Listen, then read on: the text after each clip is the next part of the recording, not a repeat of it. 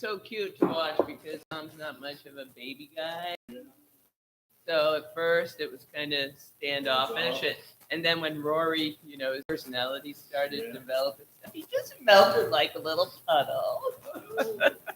He's not buying what he's I was all in all the way. I never wanted, I never said to Loretta, when are you going to have grandchildren? And I never said to Jackie, do you ever want to have kids? But when they both happened, I was all in. I know, that's what I think grandkids are attractive because you can have them for a while and then give them back.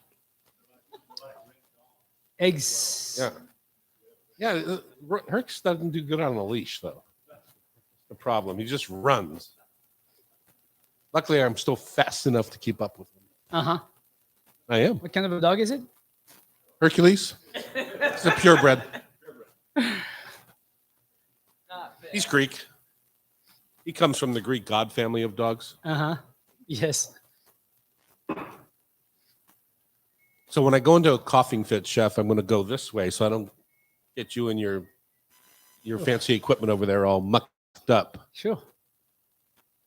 I'm not worried.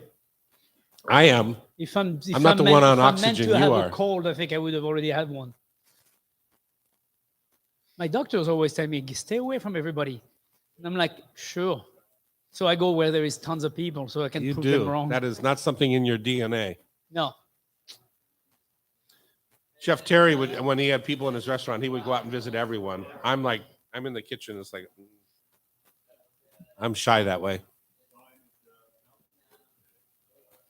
Oh, that's right. I was trying to remember. Where did I see him? Sorry, I forgot and I saw you there. Yeah, we were at the palace the same night that for the benefit. Yeah. Yeah. Oh, yeah. That's my second time. It was delicious.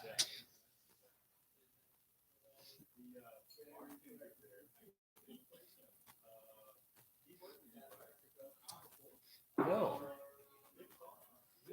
He looks familiar to me too, but he never worked for us.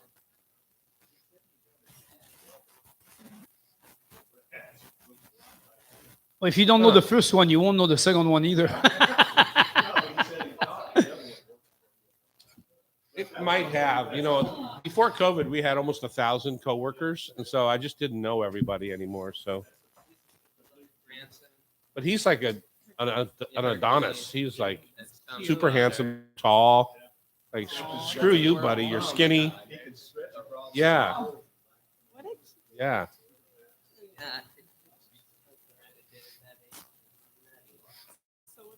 Oh, What? how cute he is. So when you speak to the mic, like this, get close. Listen to Get me. close. Listen to me. And listen to me. You hear the difference? Yes, sir. Which one? One of those is super Can sexy. you get close to the mic? Yes, I can. Okay, There good. you go. There we go. Okay. We can hear You don't us. need to do that. You just Otherwise, pull we the can't mic hear to you. you. Is there a favorite topic that you want commentary to? So just, okay. We start with Chuck Berry and then we move from there, right? We're going to start with your background a little bit because people don't know you. So we want to hear about your farm life. You want And to hear about my farm I life? do. And then we want to move into berries. Because, Charlie's is all about its people, right? You're an ESOP. Your people own the company, and I love that. So I'm going to make you laugh the whole time. we want people to know Charlie's too, and you're part of who Charlie's is. Okay. Is that not true? Yes. She's exciting. She's excited. Laura's I go wrong, Laura? teammates in the marketing department said that you're pretty spunky. So I know you're I'm not leaving shy. this bullshit for a second. We know you're not shy. Hey, are we live on YouTube yet? Oh, thank you. Yeah. All right, we're gonna get down into this. Good morning, YouTubers. Good morning.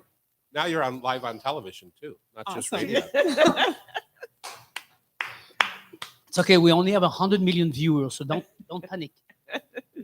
You look Just a real little cute few today. less than the World Cup. Or the Tour de France. Did you see Macron was there today? Macron? No, I haven't seen today's tour yet. Yeah. I tried to watch the highlights, but I'm like, I can't cheat until I see the whole thing. Yeah. It's exciting right now. The Pyrenees, the Tourmalet. Oh la la. Yeah. There's going to be some serious fight. Actually, it's probably almost done by now. There was. Mike was watching because he tapes it and gets up It tapes it. so that he can watch the whole thing You can go on Peacock and watch the whole thing. for when he can watch it, when he wants to. Just You let can- him. He lives in Okay, a different I'm sorry. century. Let him be.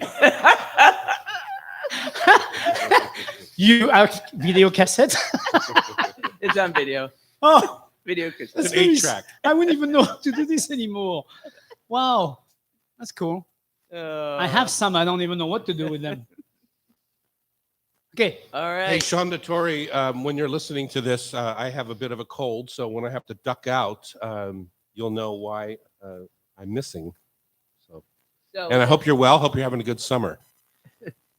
he's talking to our editor at Cairo. So we have this Sean McFadden, who is our AV and technical guy, and he'll be giving signals to commentary about the timing of the segment. But then after we tape today, the tape goes to Cairo, and they fix all of our mistakes. The tape, Pam? The paint? The tape The tape or goes whatever it is. goes to Cairo. We It just goes- send it by courier. Yeah, Okay. I take the paper script over there. So the other Sean that we're talking about, Sean Dettori, is our angel. He's the one that puts the cool music in, and whenever we need to Apologize. apologize, delete, add. Ready, Chef? I am so Will ready. you take your oxygen off for a minute? Thank you. Chef has IPF, endopulmonary fibrosis. Idiopathic pulmonary fibrosis. Yes, that. Remember the word idiopathic starts with idiot. Yes, Oh. that too. That Oh, means they don't know where it's coming from. wow. I But you know look you- tremendous. If you ever hear any sickness, any disease with idiopathic means they don't know. Wow, new knowledge. Which means it's incurable because they don't know what it is, how to get there. Well, right? it's not necessarily incurable, but it's manageable. They try to manage it as much as possible and try to stop the disease from progressing. Yeah. But incurable is probably the word, yeah. It's like baldness, though. It never really stops. But you know what? Baldness has one great thing. It grows somewhere else for some reason. Whoa, that's a little TMI. Well, it's true. Oh, it's have gonna hair on be a my back. long morning. I have hair on my back. I never knew that. Didn't used to have that. That's funny. Idiopathic. I didn't realize that connection. No, took me a little bit to understand it, but Welcome in, and it's going to be a long day. Welcome to the Hot Stove Society show on Cairo Radio. Thank you for joining us today. Thank you to our YouTube watchers. We're excited to have you. And if you ever want to watch on YouTube, just pull it up at Tom Douglas & Co. As you can hear, probably, I have a little bit of a cold. We'll see if I have a voice by the time we finish today. We record the show on Thursday mornings. It is just that here. We have a few folks in our audience that are very loud and lively and starving to death. So they're waiting for their delicious breakfast, which comes with the ticket for comes with the ticket when you go to hotstovesociety.com. $25, right, Pam? Yeah, what a deal. But one of our guests is Mary Waring, who entered the Mother's Day Stove Contest. Yeah. Oh, Yeah. yeah. Warren. And so thank you for coming. We appreciate you and your kitchen. We have Sean Dettori is in the studio. Sean Dude, McFadden. I know I got a cold. Everything's blocked up. Sean McFadden is our technical director, and you already heard Pamela Hinckley, our short-term producer. She's moving on to greener pastures. And what I'm most thrilled about with Pam, with you going, is that you have, since you left our company, 4 years ago now or so, 3 years ago, to retire, yeah. essentially, COVID forced retirement. You have been looking to help our community in a way that best suits where your path in life is, and Yeah. you found it. I found it. Yeah, It's you tried a lot of different fantastic. things and you found it. You're going to be the executive director of what? The Pike Market Food Bank and Senior Center. That is so perfect for you. I You've know. lived in the market business wise. Congratulations. Husband Yeah, has a thank you. business in the market. You've been Yeah, it feels passionate. just right. And when you think about our market and what I love about it, as you know how I feel about the market, it's the heart and soul of our city. If you look at how Seattle came through COVID, Pike Place Market led the way. It's an outdoor market, number one. Totally. It just made sense. Yeah. But the passion people have for those 3 square blocks in our city, it's unbelievable. And Yeah. so I'm super thrilled for you. I'm super sad for us. If anyone wants to come be our producer, you just text me or email me. Yeah, you can email the show anytime at Maybe we'll have a couple of guest producers. I'm going to produce a couple of shows myself That's a good idea. as we transition, but maybe we'll have a Right. couple of guest producers. Just go to Pam H at Tom Douglas for the next week and a half. tell her how much we're gonna miss her. Exactly. So we're sorry to see you go, but I am super thrilled for your ability to finally put that hang your jacket where you wanted to. You know, because you're a passionate, lovely, thoughtful, communal person, Thank you. and this is super cool. We're coming to you from the beautiful Hotel Andra in downtown Seattle, 4th and Virginia. It's the home of Lola, our Greek-inspired restaurant, and it's across the street from Sirius Pie and Dahlia Bakery. So that's a little landmark for you to come find us. We have lots of things that happen here at the Hot Stove. On July 14th, we have pho broth soup dumplings. I love these. Annie makes these, and they are so delicious. So delicious. And there's just some interesting little tricks about making soup dumplings that people, sometimes people wonder, how do they get that broth inside that dough? Yeah. And you can find out here on the 14th of July. July 15th, world famous triple coconut cream pie class. And the 21st, we drink like a Venetian with Bridget and Julie, which is Aperitif. dangerous. I know. I would those say that two one's- together. That one sounds I dangerous. might Sean, buy are a you going to be here ticket for that one? You don't know if you're scheduled yet. Oh my God, that sounds dangerous. And the 29th, edible art, colorful pasta with our own Sean McFadden and artist collaborator, Lars Leduc. Have you ever seen Lars teach a class? They did this one. Oh, really? Oh, my goodness. He is a pistol. I would be anxious to see that. We have a large show for you today. Daniel Schindler, a respected salmon scientist. We're hoping to make that connection. You know, there's been a lot of chatter, a big op-ed in the Seattle Times, a lot of chatter about Chinook salmon or the king salmon and whether we or not we should be eating it. And, you know, I don't like to jump on bandwagons. And so I like to hear from real scientists about what the process is and whether we're making a difference or not by not eating the salmon. So we're inviting a real scientist on to talk about the Southeast Alaska Chinook salmon troll fishery. We welcome Jessica Stetcher. Stetcher. Stetcher is going to be on the mic from Charlie's Produce.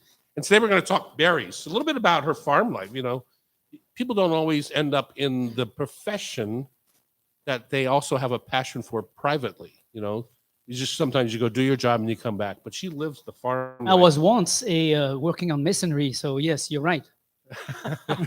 Is that true? You were laying That bricks? is true. Laying I was bricks in for a between while? 2 jobs, and I Wow. helped in my Heritage hometown. I helped the bricklayer. mason build some, cement block and cement Yeah. and build up the whole thing. Yeah, no joke. Awesome. I mean, when you walk into the grocery store and you see the array of berries this time of year, it's overwhelming. So we're Yeah. going to kind of dissect that a little bit. Wine bar owner David Clausen is here to explain their self-pour tasting bar, Rapport. And Pam challenges us to take potato salad to the next Yeah. level. I will say thank you to all of those who came out last Wednesday. You know, we did the benefit for the I can never say the name of the restaurant. Aria, the lady who got killed here on 4th and Lenora, and we did it the benefit for Quan family. the family this last Wednesday, and we had donated 20% along with other restaurateurs around town, including Ethan and Renee, and just a ton of people jumped in, and I believe we raised more than $25,000 for her family. Oh, To congratulations. try, and thanks to you, and thanks to a member of our audience who came on last Wednesday night. It was and- fantastic. The dinner was delicious. Good. Kathy had the artichoke again. It was fantastic. I love that artichoke. You just don't see it on It was menus really good. anymore. Yeah. Yeah. No, it was delicious. Well, thanks to everyone who came out.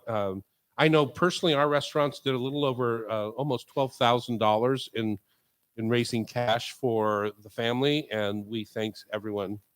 And of course, we're going to finish the show by playing Rub with Love Tasty Trivia, brought to you by my very own spice line, Rub with Love Spices and Sauces.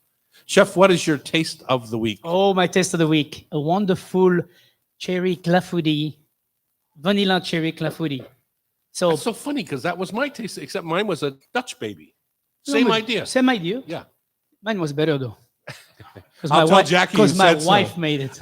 Jackie made ours too. Kathy so- made this cherry clafouti. We haven't done a cherry clafouti in our house in probably 2 years. To give you an idea, we Pit could, in or pit out? That's the real question. to give pit out. To give you an idea, yeah. To give you an idea, we actually didn't have the pan. She had to go to. She went to a store on Bastille Day in the morning. On the 4th of July, to go get 2 pans because we didn't have any more pans of those. We can probably toss them sometime. I don't know. Anyway, it's been a couple of years. I had Tahitian vanilla beans in the freezer. Oh, I tell you, those cherries, those big cherries were just Those fabulous. beautiful Yumi cherries from Charlie's. yeah. Oh my God, you chose the right one. yes, pitted and absolutely fantastic. So eggs, sugar. Flour and sugar together. Vanilla beans broken down into the egg, and we use duck egg. 6 duck eggs. Uh-huh. Tap. You just foam them up a little bit. Oops, I'm so sorry. You foam them up a little bit, and how do you stop? Sean this? Dettori, can you fix that for us, please? Thank you. And so from the eggs, mix into the flour and sugar, vanilla bean specks in there. So you scrape the vanilla beans, let it rest 10-15 minutes, pour it over the cherry into the dish, no dough involved, and bake it for about 45 minutes to an hour, and bingo bango, Bob's your uncle. You All get right. a wonderful pie on your hands. Sounds delicious. Ours was a Rainier cherry Dutch baby. So cherries galore. We got Yeah. after the show last week, Charlie's left a bunch of Yumi cherries. Oh yeah. YUMI. Look for that brand. And it was super fun to have them, and we ate them. All right, Cultivating Fresh, our new weekly segment focused on the Northwest produce, is in partnership with Charlie's Produce. And today we're happy to meet Jessica. So when that happens, we'll be back on Cairo Radio 97.3 FM. And Jessica is like, "Are you nervous or anything?" Jesus. Would you like some coffee? Show us your hands. There you go. You're like this right now. So cute. Did I say it right? Stetcher? Stetcher. Yes. Now's not a good time to ask after I've already said it.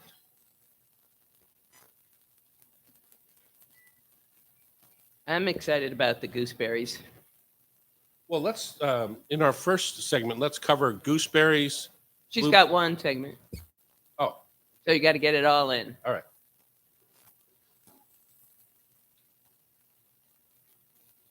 So 2 minutes, what's your background? 2 minutes, gooseberry, 2 minutes, all the other berries. And then what can we do? Should we get Chuck Berry on too? No. Thank you for that. I think Sean Dettori's gonna take that clue from you. Sean, I think we need Chuck Berry to lead in this segment of the show. That would be awesome. He'll do it.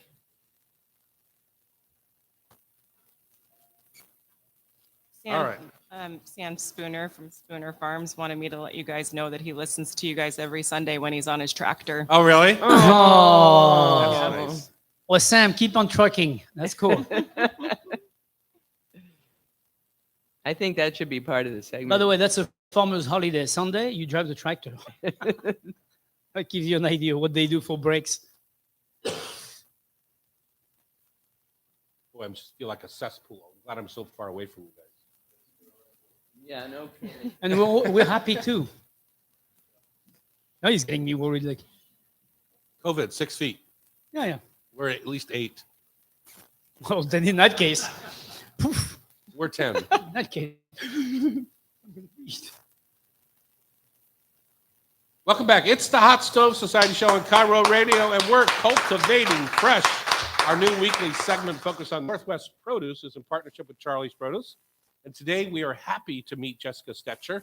She's the lead berry buyer for Charlie's Produce. And if you don't know who Charlie's is, you see their trucks all over the Northwest, right? They're just ubiquitous. I see them on my way to and from our farm over in Eastern Washington. And every kind of category has a buyer because they're so big, right? So if you have the potato and onion buyer, you've got the wet veg buyer, you got blah, blah, blah. Jessica here, who's at the mic right now, is the lead berry buyer. How do you get this job? I would think that everyone in the world would want this job. Yeah, I'm jealous. How do you get it? Well, you Apply. and then you just start showing your potential of what you would like to do and express your desires. And as soon as you start showing that you can do it and are able to manage high stress, high volume, you can kind of do what you want to do. That's awesome. Dream big. You know, one of my favorite things about Charlie's is that it's employee owned. And I just love that Charlie did that a long time ago. And so you're invested in this in a way that maybe some people aren't in other jobs, but you're also invested because you were a farmer in your other life, in your non-work life in the past. Mm-hmm. I did. My great grandfather lived with us when we were younger, and he was very much a vegetable grower, loved farming, and so I went side by side with him and did a lot of the growing with him and picking, and that's where we actually got to spend our time was in the fields picking and planting. And you and him. Yes. Yeah. Yes. And did you form an unbelievable bond? We absolutely did. It was very beautiful. And now you said you have a garden growing on the side of your house that's kind of taking over your house. It is. You walk into a pumpkin house now. I kind of do, yeah. I have to constantly pull it out of my tomato plants and everything and try to retrain it to go somewhere else. Awesome. So let's talk berries. Since you're the Berries. lead berry buyer, when you walk into a store, Jerry, Met market. you walk for in the Met example. Market right now, there are so many berries right now. So then the first thing that I look for is local, because there are California berries still, populating the aisles. So I try to search out immediately what looks local, and then everything's got a tag. So we focus on local berries, and then it's hard to decide. So Pamela, you're most interested in gooseberries, which it's a little early for gooseberries or not? It is. No, we do have gooseberries You have them already? Oh. huh? Yes, from Yeah. Storino. From Storino Farms, which is Yes. right up in Mount Vernon, right? Yeah. No, Storino's in Puyallup. Puyallup. So I got the wrong end of the Wrong direction. It's Yeah, okay. area. You- So you're you've got close. gooseberries, currants, and blueberries right now? I'm sorry. Gooseberries, Gooseberries. currants, and blueberries? We have gooseberries, currants, marionberries, tayberries. Blueberries are coming out of Oregon soon to transition into Washington. And then we start boysenberries next week. And What then is we a have red boysen? raspberries and gold raspberries. Yeah, see, exactly my point. I can't even keep track of what she's You can't saying. even keep track of your berries. What's going on here? They sound very delicious, don't they, Chef? I don't know if you noticed, but Chuck Berry led us into this segment. Yes. So, exactly. So, all right, let's talk about some of these then. So do you have a favorite of all the berries that you buy? So this year was my first year actually trying a marionberry. And I have to say marionberries are probably my favorite now. Really? Yes. What makes it so? They're just very sweet and easy to eat. Yeah, I think I'm surprised it's your first year doing marionberry, because there's a lot around here. There is a lot around here, but it's Yeah. actually my first official year of buying bushberries on this side. Uh-huh. Charlie's, we had Mike Manilia, who used to work for Charlie's. He retired, and I took over this category for him. So this is okay. my first official year Uh-huh. doing it. And what is a Marionberry? It's a cross. Other between- than Maid Marian, we all know about her. It's so it originated in Oregon. I don't remember the exact breeds, but it's a blackberry mixed with a raspberry, I believe. And so it tends to have more of a darker color to it, but sometimes they're a little bit dark red. The darker the color, the better the flavor. If it's And I- light color, it's not going to be Yeah, good. and I think you're right. They're sweeter than the regular blackberry. Yes, absolutely. Really? Yeah, they make great jam. They do, but they're also really good for fresh eating. Yeah. Uh-huh. And so, I mean, I've made Marionberry pie. I've made, you just use them like any other berry, though, right? Yes. Yeah. So Yep. find those, try them. Blackberries, they grow in my backyard. Why is it so special to get them from Charlie's? Because they're actually different. I know they are. Blackberries. Wild blackberries don't taste the same as. No, they don't. You know. Wild blackberries are interesting, but they're so soft and mushy, and yeah. That's very true. So, but it's worth buying a regular cultivated blackberry then. Absolutely. Yeah. Absolutely. And what, you know, sometimes you see them like black cap blackberries or regular blackberries. Black cap is a smaller, much smaller and wild blackberry style, right? Yes. Yeah. Yep. It's not like a blackberry. But they're pretty intense. Oh yeah, they're intense for sure, and they're much more little seeds in the black cap. Yeah, exactly. You see, it's hard to resist golden raspberries. Are they worth it? They're very mild, which is Uh-huh. great. So if you don't want that big bang of raspberry Punch, flavor, yeah. they're more mild. Mhm. I think they taste good on top of like a little vanilla ice cream. Yeah, exactly. What doesn't? Well, that depends if you really like ice cream. Yeah, exactly. Then you put nothing on it. Chef loves ice cream. So. I had cherry syrup on my ice cream the other day. I have this cold and I was feeling like I can't taste the thing. So like, why would I even? You take ice cream when you have a cold? Doesn't it I sound take like ice cream when I have anything. counterproductive? Yeah. No, whatever. I don't care. Anyway, I had cherry syrup on and I could just imagine the taste of the cherry syrup. So. That's awesome. What's a nectar berry? Because that's something that was new to me on your list of raspberries and berries that you sell. So nectarberries, Storino actually grows the nectarberries, and they're definitely, I think they're close, more similar to a marionberry. They're sweeter berry. Okay. And you said Storino twice now. So these are local farms that Charlie contracts with? Yes. Well, tell me about that. How do you do that? How do you make that relationship? Because I A mean, lot you of got to phone be calls. a very important customer for these farmers. You do a lot of phone calls. Uh-huh. Sam Spooner, who we do a lot of bush berries with too, I talk to him probably 6 times a day. Really? Oh, Yeah, wow. phone calls until like 4 or 5 at night, which Uh-huh. is fun. And you start at build- 6 a.m. probably. He called me at 5:15 this morning, so early. Yeah. What is he saying? What's the urgency? And 6 times a day. Jessica, I messed up on your order. Oh, I forgot to do these. I forgot to do this. Hey, we're short on this. Oh, wait, is your truck coming to get the product? I haven't seen your truck. Yeah. It's a lot of that, but a lot of also, I'm coming onto a lot of product. Can you please help me? How do we figure out how to move more volume? Uh-huh. Which is actually working out really well for us this year because raspberries have been a train wreck out of California.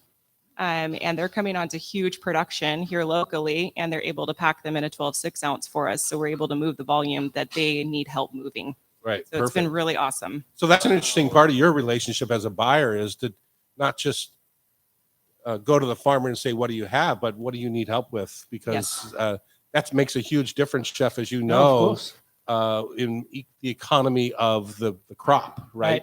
If you lose 20% of your crop because you couldn't move it or whatever, or look at the cherries in Eastern Washington right now sitting on trees, that's a huge help to the farmer.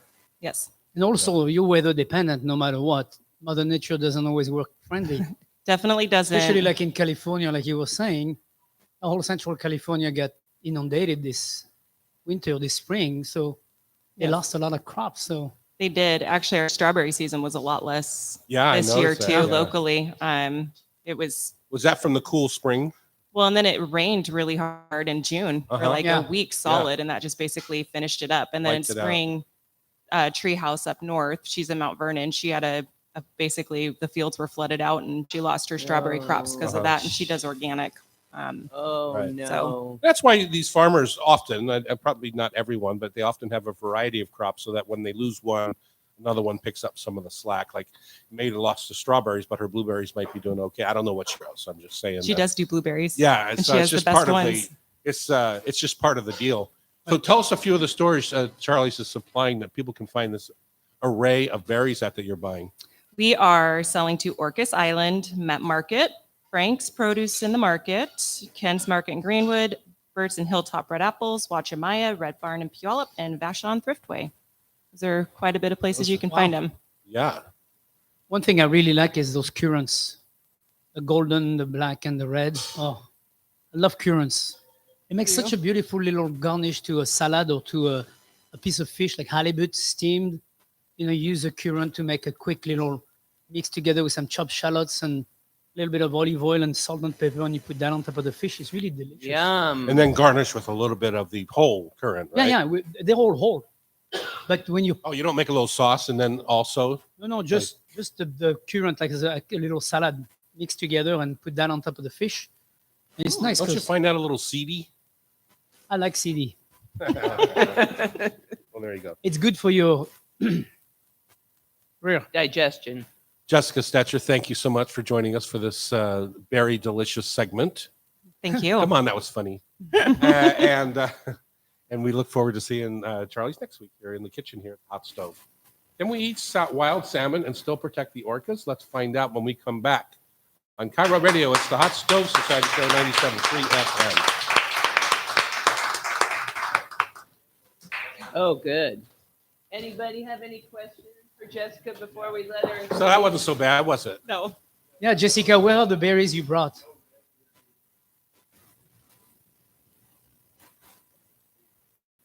So a tayberry, they're actually really tart. You're giving it- They're very similar to a raspberry, but they're tart.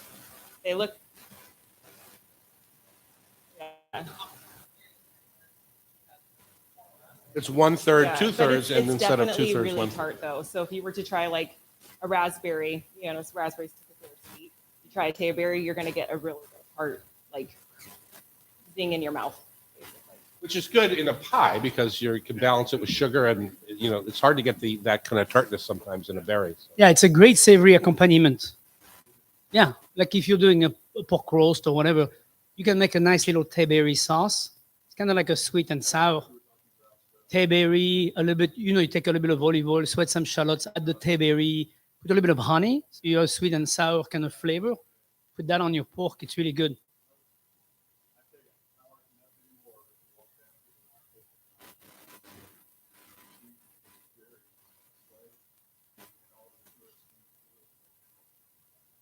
Yeah.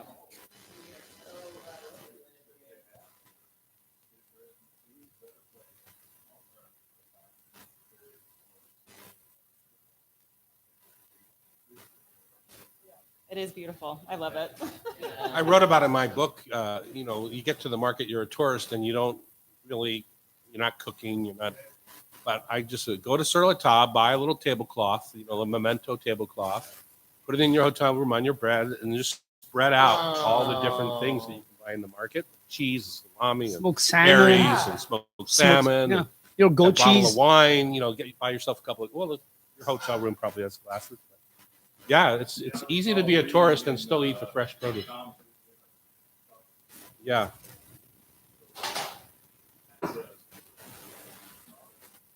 It's a gem we should definitely cherish.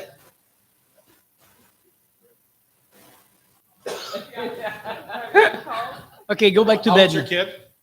He's 8. Oh, so you're still having those calls anyway. So those kid calls 5 o'clock in the morning. all over the time. Don't they just make you Not up crazy? yet. Kids make me crazy. You love him. I love when my son calls me. Do you? Yeah. Oh Wait, yeah. does he have a phone? He does because he was going in between. I had to drop him off at 4 o'clock in the morning at my mother's, and I was like, Yeah.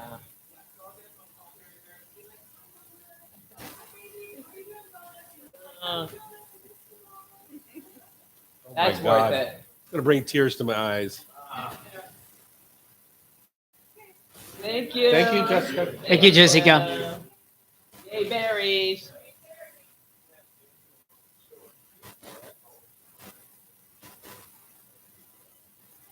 Again?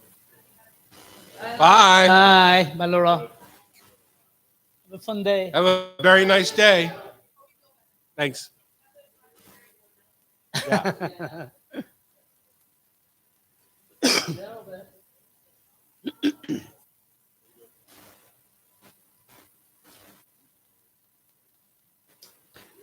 Hello, Daniel. I'm Tom. I'm Thierry. Oh, I can't hear him. Can you hear me? Now There we can. go. There we go. Good morning, Daniel. Good morning.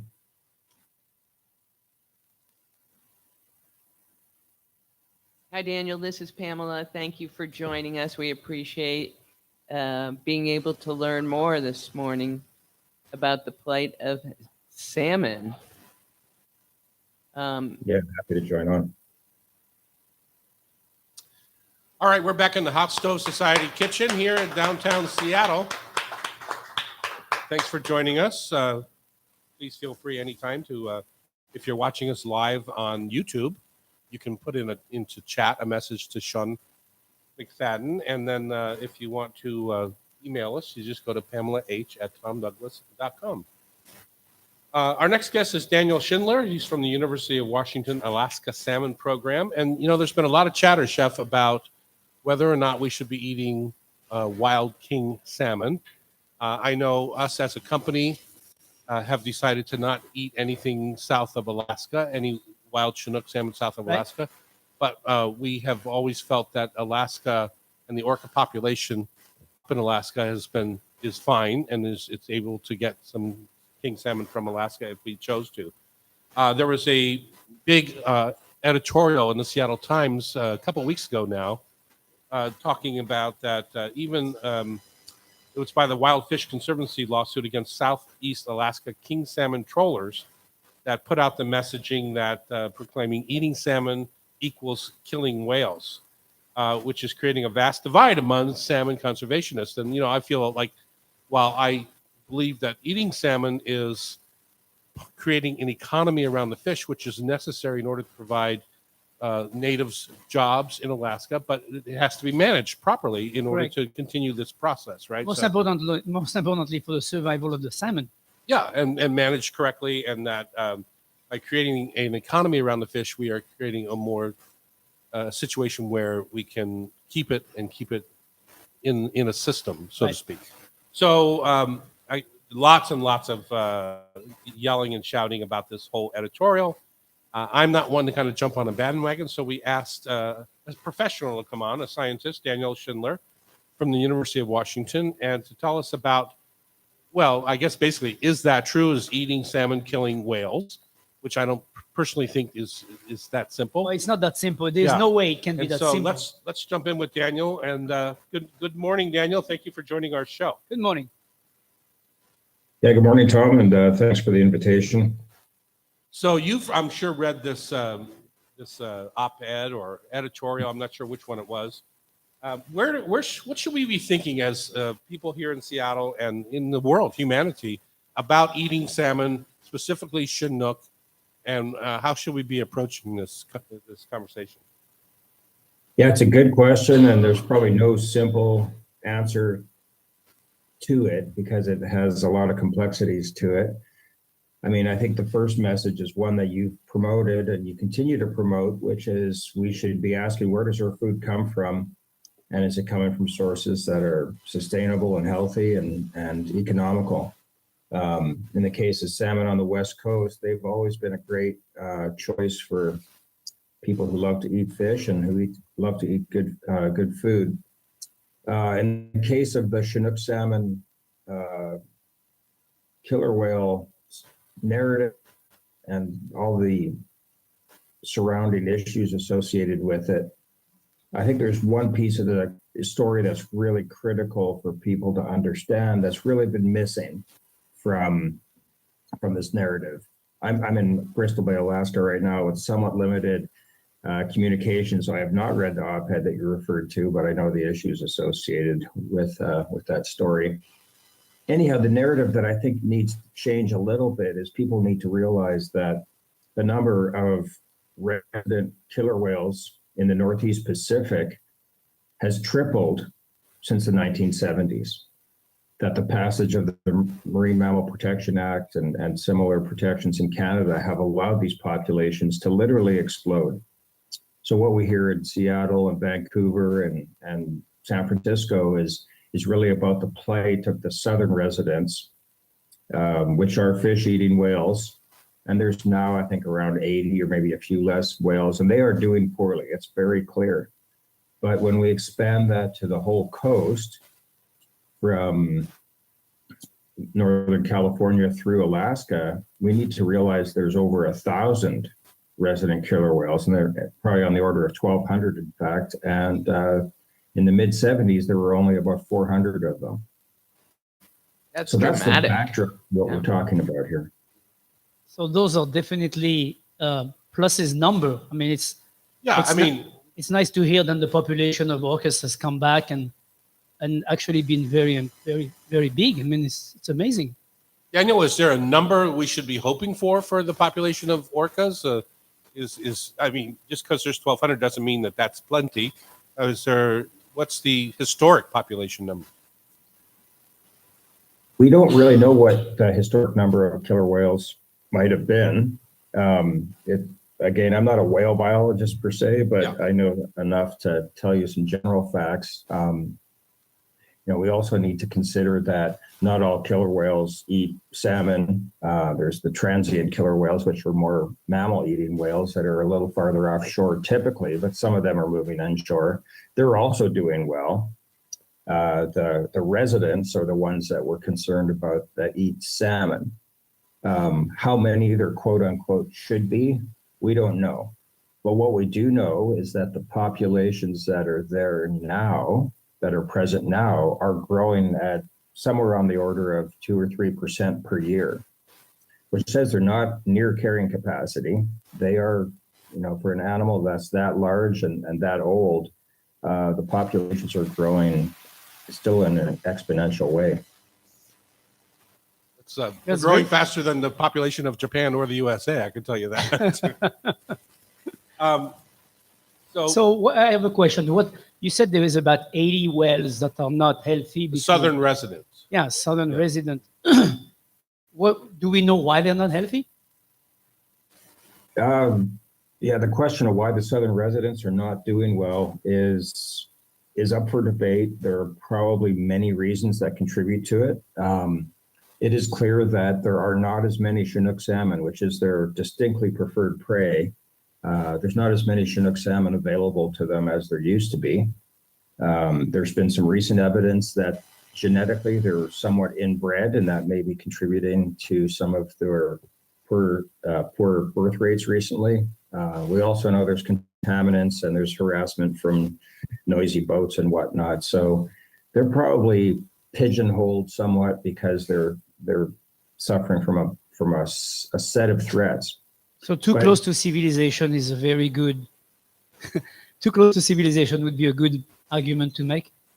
That's certainly part of the argument, but I guess it's, I'm going to double down on my opening argument, and that is that another threat to the southern residents are the northern residents and the Alaska resident killer whales, which eat the same fish that southern residents do. Because a lot of the salmon that migrate down along the coast and eventually make themselves available to southern residents have to swim through this gauntlet of other resident killer whales, which are literally eating millions of big Chinook salmon every year. So, in the conservation community, we often sort of imagine that under strong conservation measures, everything does well. But of course, that's simply not possible because species interact with each other. And in the case of Chinook salmon and resident killer whales eat them. And in the case of killer whales more specifically, different killer whale populations certainly compete with each other. And that's part of the story that's missing, is that northern residents and Alaska's resident killer whales are probably competing with our southern residents because they eat a lot of the same food.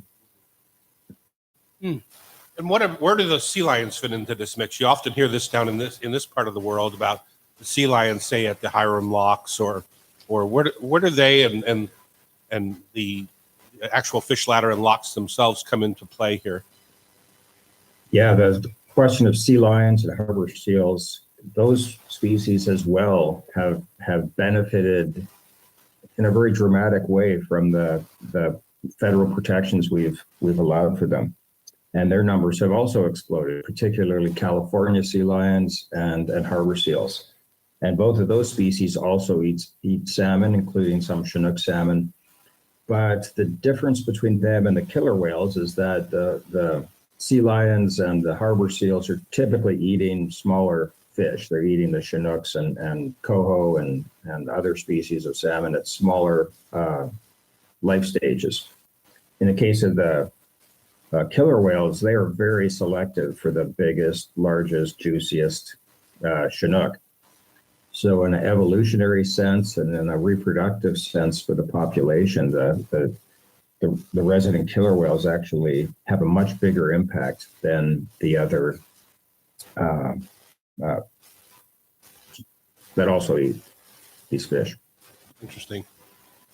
So when we come back, let's talk about some of the Tlingit and the Haida people's relationship with the salmon, and how this lawsuit between the Wild Fish Conservancy and the Southeast Alaska king salmon trawlers is kind of separating two very eco-conscious clans, I will say. Yeah, it's the supporter. Yeah, on Camera Radio, it's the Hot Stove Society Show, 97.3 FM.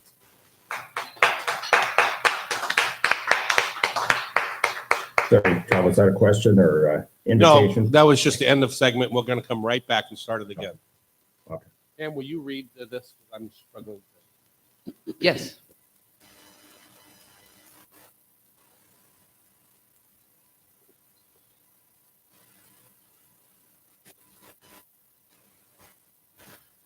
Okay, we're back in the kitchen here at the Hot Stove, and we're having an interesting conversation with Daniel Schindler from the University of Washington Alaska Salmon Program. Daniel is up in Bristol Bay right now. Last time I tried to get into Bristol Bay, we circled 3 times on Alaska Airlines and then had to go back to Anchorage. It was just it was too choppy, too cloudy, foggy, whatever. It seems to happen a lot up there. Daniel, we were talking before the break about the need for king salmon and wild orcas, especially the southern resident population, to kind of coexist with the fisheries. And it's more than that. So Pam, will you read this little note that was put in the Seattle Times? And I think it was in response to the op-ed in the Seattle Times. Yeah, the reason we wanted to hear from Daniel is because the kerfuffle between the Wild Fish Conservancy lawsuit against the Southeast salmon trawlers it seems very specific and doesn't talk about the whole health of the salmon population. And we wanted to hear more, which is why we invited Daniel. We want to educate ourselves. So Daniel, help us understand how the Wild Fish Conservancy brought this about. Yeah, I wanted you to read that from the Tlingit and Haida peoples, the note that they sent to the Seattle Times. Since time immemorial, the Tlingit and Haida people have lived in relationship with the salmon and the killer whale. They feed us and protect us, and in return, we have been their stewards for generations.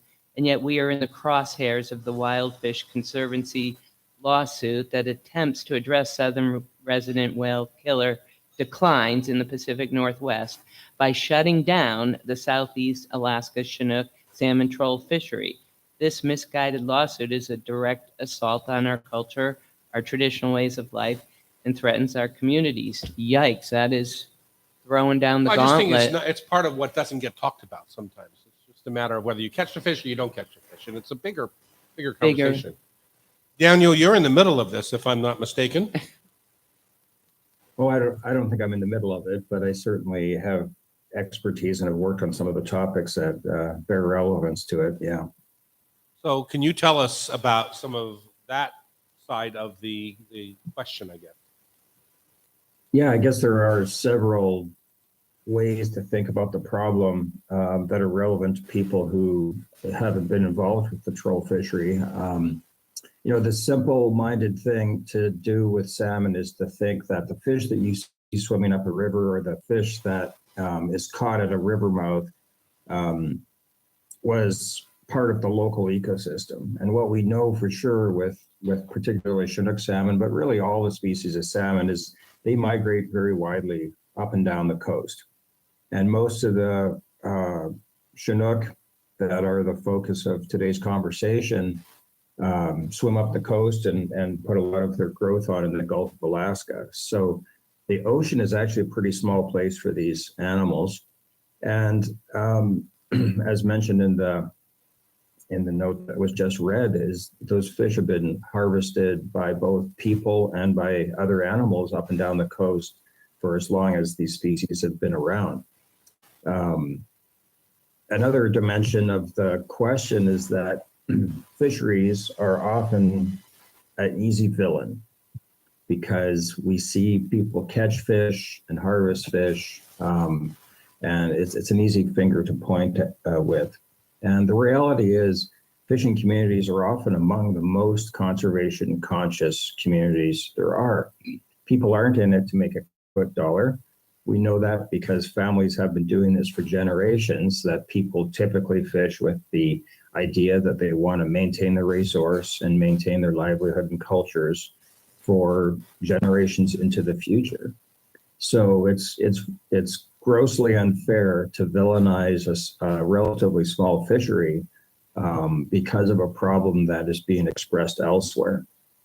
In the case of Chinook, I think we will make a mistake if we paint too rosy a picture for the status of Chinook salmon. It is true that Chinook populations currently are down right now along most of the coast compared to where they were 10, 15, 20 years ago. And some of that may be climate warming. Some of that is certainly part of this issue with growing populations of killer whales that are eating many of them and really selective for the largest fish. But what people don't realize in many cases is that the number of fish that are harvested by commercial fisheries has been slowly declining through time. And that's through reforms to fisheries. You know, fisheries in North America, particularly for salmon, are typically adaptive. They involve assessments of the status of the populations and pretty rigorous questions about what is sustainable in terms of harvest. So in this period of time where the predation rates by killer whales has increased exponentially, the number of fish that are harvested by commercial fisheries has actually dropped off drastically. And that's been through reforms to fisheries management. And I'm not trying to paint a picture that the southern residents are not doing well. That is very clear. But I think to pretend that shutting down a relatively small fishery in Alaska is going to save the southern residents is really much too simplistic a perspective, and culturally, economically, and socially an unfair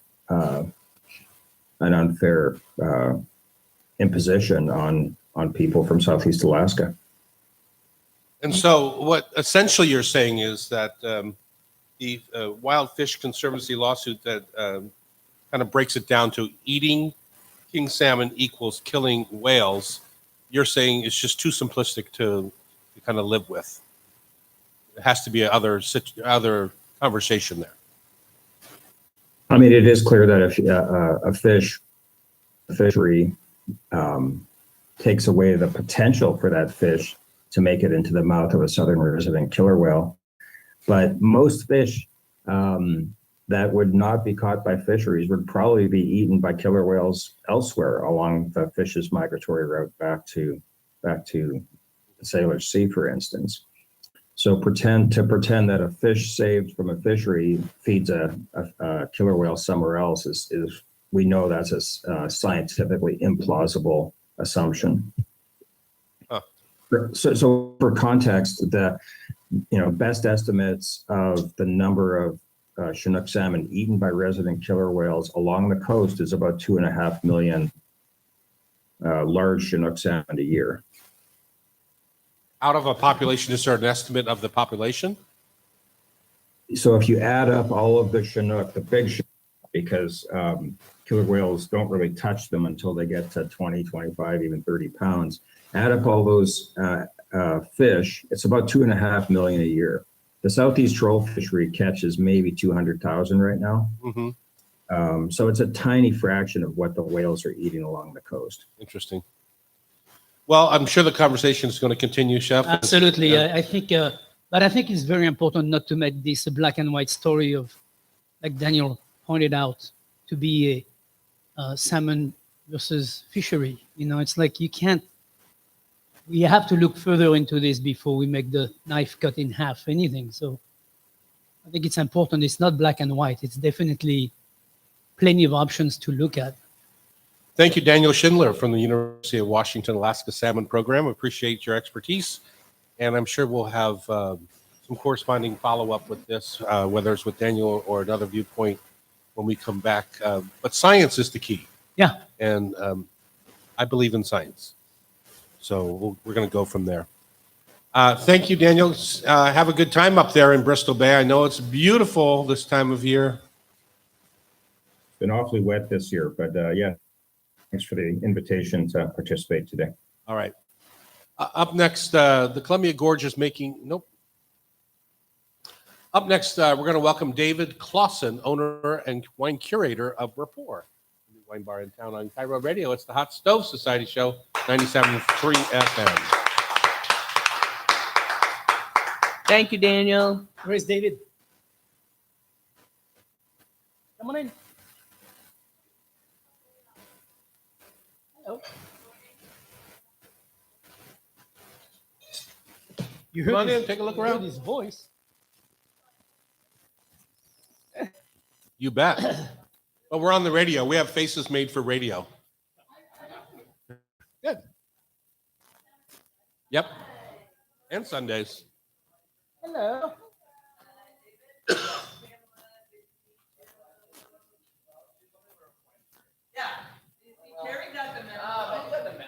I got the memo.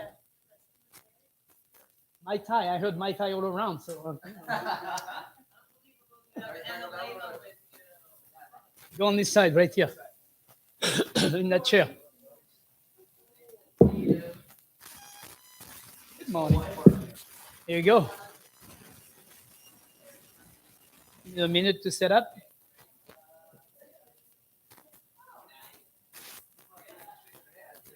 Hello.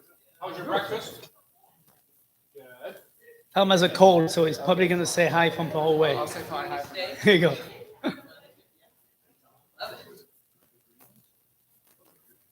The Greek are char.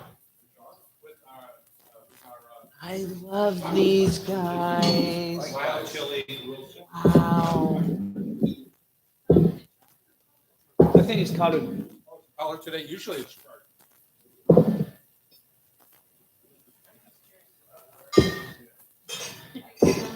It looks like Looks like char. chard, the white chard. No. I think Annie said in the text. Doesn't matter. Right. Oh my God. How much wine is too much wine? That is definitely too much. No obligation to drink it at all. We can talk about it. Talk about it, exactly. You're salty. I started. I'm curious to hear about the self-serve idea. That sounds cool. Yeah. Sure. And the laws that goes around it. It's funny, but you taste when you Those are have very cold. American, the laws. Sweet comes through. and Yeah, I salty know. comes- It's like They like the laws here. self-serve. Is that possible? It is, What are our yeah. greens today, Chef? Depends on the state. But yes. What are our greens today? Our greens, it was the raised green mix with annual contribution not one for which are just for so we have to prep So my guess is it's charred. sharp escarole or kale. Charred escarole. That's a good combo. That's the confusion about all The those greens. horta down from Lola. Yeah.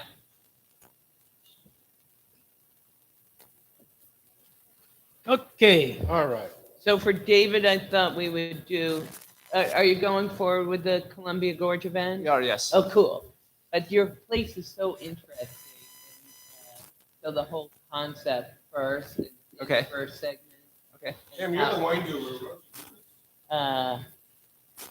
Okay.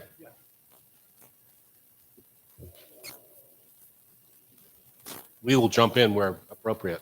when I get boring. Okay, No. we'll take it over. Never mind. Oh, she's only has one more week. I know exactly. That's why I'm pissed off.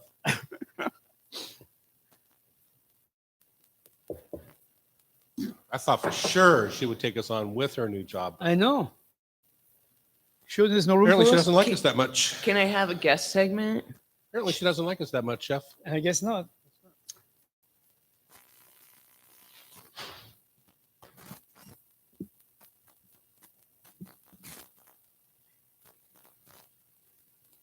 Right, you ready, Pam? I'm ready. All right. Born ready. It's the Hot Stove Society show. We're smack in the middle of the kitchen here today with a lovely audience who is sated with a breakfast of Spanish tortilla, some chorizo sausages, and a little braising green mix of escarole, chard, and kale, topped off with a little bit of our fish taco spice. And So- not to forget the wonderful blueberry muffin. and the blueberry muffin. Exactly. So delicious. Thank you, Chef, for breakfast. And are you still hungry, or would you like a glass of wine to wash it all down with? Let's have a little taste of wine. Why don't we? We're going to welcome in David Clausen. It's a good time to get a glass of wine. He is the owner and curator of Rapport, which is a wine bar down on the Columbia Gorge. No, on Broadway and On Capitol Broadway, Capitol Hill. But it would be a long drive, and we I- were so excited of David's addition to the Seattle wine scene. Welcome. Thank you so much. We're going to Thank you go for back having and me. do that over again. I think we should do that Yeah, over I just again. read Very Columbia close to the Gorge mic. and Columbia Gorge wineries. We're going to welcome David Clausen, owner and wine curator of Rapport, which is a new wine bar up on Capitol Hill. Yeah, you inherited that beautiful space at the north end, and have Which space? it used to be the Starbucks store. Correct. Actually, a secret Starbucks. The Roy store. That's it. Roy Street Coffee and Tea. That's where you are? That's where we are. Oh, beautiful. So not much more coffee and tea, much more wine and great food, so that kind Wasn't of it? stuff. Wasn't it the first Starbucks that tried to do wine too at nighttime? That's right. All right, I remember So that. there was a little heritage there Yeah, for yeah. continuation. So you did a beautiful. I peeked in the window yesterday to see how you transformed the space, and it's very friendly to approach because you've got the wine barrels outside, and it says that you've designed the space to be real mingly. Well, I think people- the key words that you already said were friendly and approachable, because that's kind of our whole idea with wine, is to make it fun, and not make it poncy or anything like that. Just let people do what they want. And so we're quite unique. The only place, or the first place in Seattle, there's I think one or two others that have opened past us, where people can serve their own wine. They basically get a report card, and then they can pour what they like from 80 wines on tap.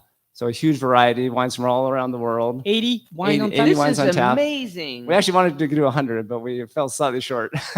we put some. It's called space. Well, yeah, it's called space, and we put some self-serve beer taps in as well. Okay. So we Good have that. thinking. Right. You want to cover the bases. We do some cocktails also, but yeah, no, wine is what we're really about, and it's just And we just need to add one Scotch Cruvenet to the mix too. So. if we could, believe me, we would. So actually, Terry was asking about the laws a little bit earlier, and so it's interesting. There are some states allow self-pouring, self-serving, whatever you want to call it. Others don't. Washington does, but only for wine and beer, not for spirits. Ah. Some states actually allow for That's why spirits. you can have which scotch is on tap. fun but dangerous idea. I think it's probably a good idea not to have it on tap. I want to hear more about the mechanics. So when I enter, I'm gonna get a card before I go up to the tap and That's choose right. my pour. How Yeah, does that work? It's almost like a credit card, but it's linked for us, and basically it just tracks what you pour. So you can choose whatever you want. On the wine side, you can get like a 1 ounce pour, a 3 ounce pour, like a half glass or a regular 5 ounce glass. So a lot of variety, and a lot of people, is what I like to see is when you see people with like 5, or more wine glasses in front of them, and they're just taking little 1 ounce taster pours. And it's like a little journey, you might say, through the wine Yeah. world, and that's really the idea. That's my kind of drinking. More testing than drinking. Yes, me too.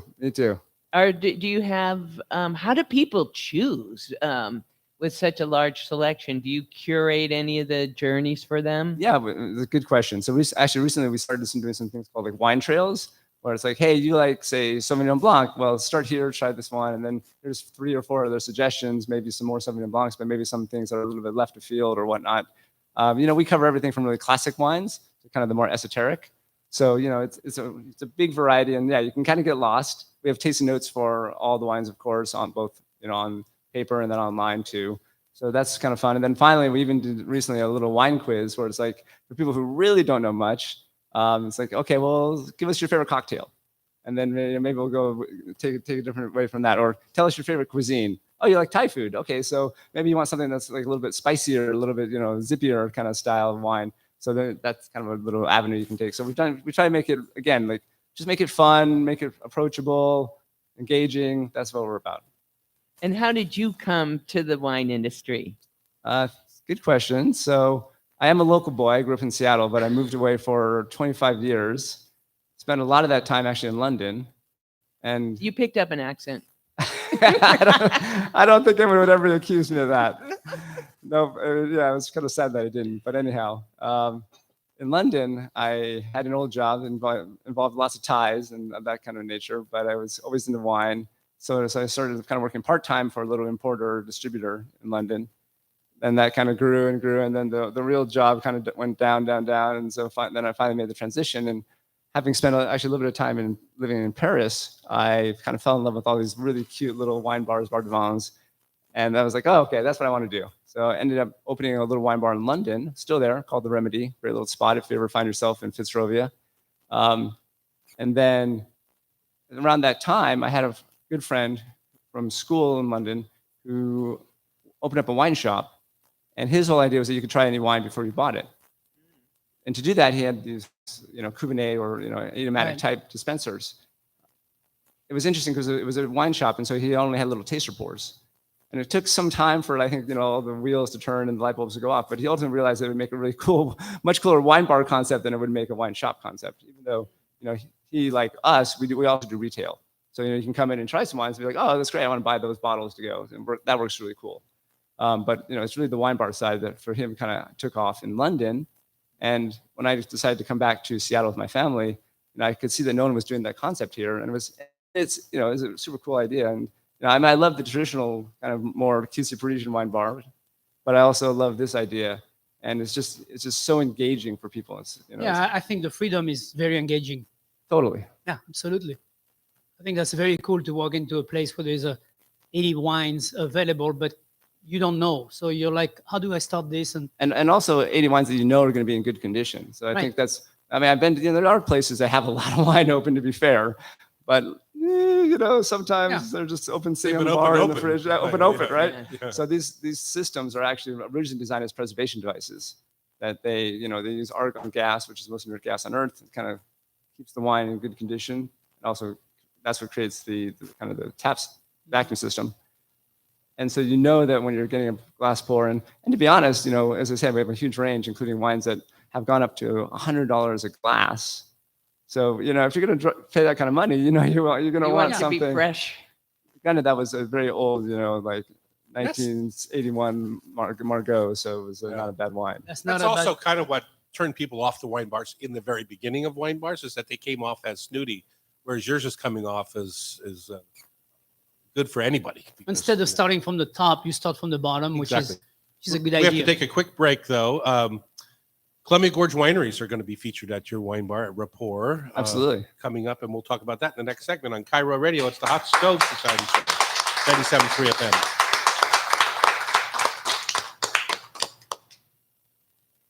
Awesome. Yes, because maybe approach it from the curator angle of how you choose Okay. Yeah. Sure. everything, and then how you get to Columbia Gorge.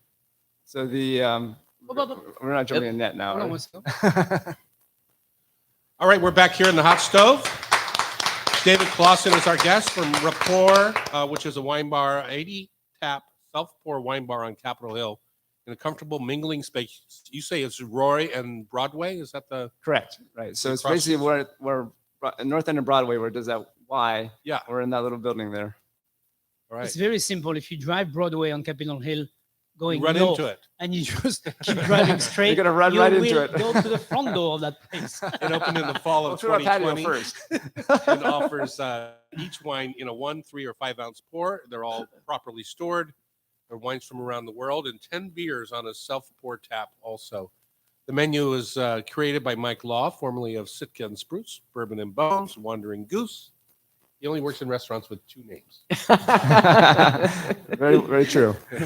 Except for rapport. So, David, you have a big event coming up from the Columbia Gorge Wineries. Correct. Right. So on July 23rd, we're going to do a cool kind of almost old-fashioned wine fair. That this is the kind that you used to see in France and places where winemakers standing around pouring wine for guests and customers. And I really kind of became enamored with the Columbia Gorge when I got back on my European excursions, as a place that kind of reminded me a little bit more of what was happening in Europe. So you have a lot of winemakers who are also wine growers, and they're really doing the whole cycle of a vigneron, you might say, where you're growing the grapes, making the wine. That model is kind of what is less prevalent, I would say, overall in the United States.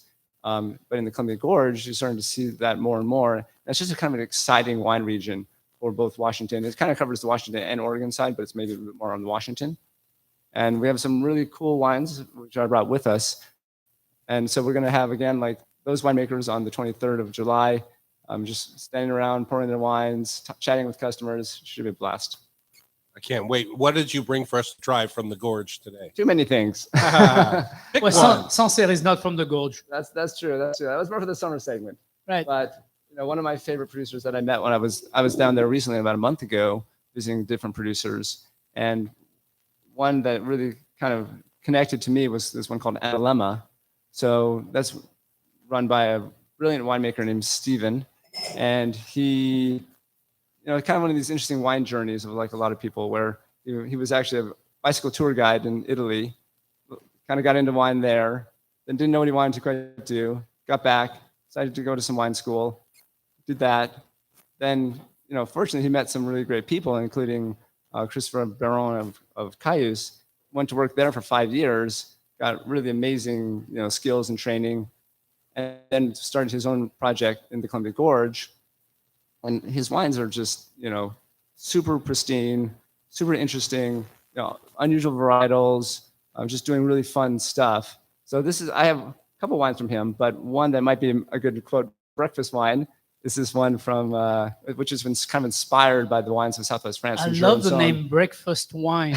Wow, that's awesome. So this is actually a Petit Manseng. You're an insane person to talk It's to. a grape that's found in Southwest France. Sweet wine, but not too sweet. You'll see. It's like I Like said, a perfect Vouvray, where it's just got some acidity. right. A Exactly. little bit of sweetness. Vouvray and Chenin Blanc. This is what? This is Petit Manseng. But I don't Petit know that Marsan? grape. Manseng. Oh, Monson. I don't know that grape very well. Is my memory correct that the Columbia Gorge wineries are trying to do more dry farming and stress the vines a little more to get more pronounced varietal character? Great question. So what you see there, and that's another reason why I find it quite inspiring, is pass the ball around here. Yeah. But you're really seeing almost a revolution in farming there, Sure. where you have some people who are really leading, I would say, the sustainable regenerative farming movement in all of Washington and Oregon. Uh-huh. So places like Hayu, which is Nate Reddy, Analemma as well.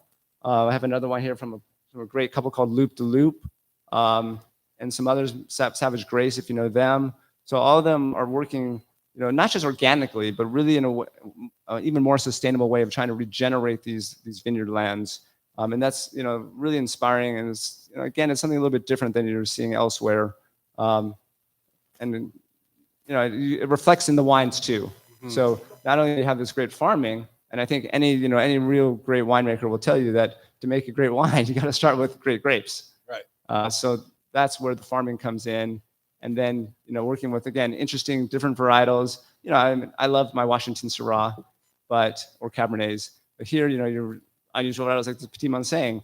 I've got a Trousseau also from Analemma, from this Loop to Loop winery, we have a skin contact Viognier. So just a lot of different variety. Another kind of wacky, fun project called Little Bastions, and this is a blend of some Dolcetto and some Pinot Noir. So just, again, like a little more unusual stuff and just a lot of fun. Would you elaborate, because skin contacts is a good buzzword right now. Right. And just maybe tell people what that contributes to the wine. These can also be called, quote, orange wines, which is, always gets people thrown for a loop sometimes, and they're thinking about there's actually oranges in the wine, but there's no such thing. It really refers to the color of a wine. And an orange wine or a skin contact white wine is basically a white wine that's made like a red wine. That's how I like to describe it. So red wine, color of a red wine actually comes from usually the skin of the grape, not from the inside. And so how you do that, you macerate the skin with the juice, and it pulls out the color, pulls out tannins, things like that. But there's no reason you can't do the same thing with a white wine. In fact, it's actually probably the most ancient way of making white wine. There was probably orange wine before there was white wine, because they come from the Caucasus region, Georgia, that area, which has a tremendously long history of this kind of wine production. And it's kind of caught on with a lot of New World winemakers. It's also, you find it prevalent in parts of Italy like Friuli. But it's just, it adds texture, adds a different kind of element to the wine. You can do a short skin contact, you can do a long skin contact, so the color can change. So this one I still call this more kind of white than orange, but it just has another element to it. And it's just a little bit, I think the orange wine thing is just a little bit confusing because the wine isn't generally orange. Right. I mean, it is, Yeah. it has a deeper. It's just not white. Yeah. Yeah, exactly. And I think it's just talks about a category. Really is about a category of wine with skin contact. I think they pick the color out of the rainbow and go, oh, we'll call it I think like anything, it's fun. It's another way to approach wine. Sometimes it can be a little bit overplayed, perhaps, but I also think the orange wine story is actually a very old winemaking story that, Eastern Europe, that was more prominent in Eastern Europe. And, we didn't talk about it for many years, and suddenly it becomes the hot thing on people's mind. But it's a very old tradition of making wine. Right. I mean, as I said, it's not like it's new. Before there was white wine, there was probably orange wine. Yeah. Exactly. So we only have a minute left. Food pairings. Food pairings.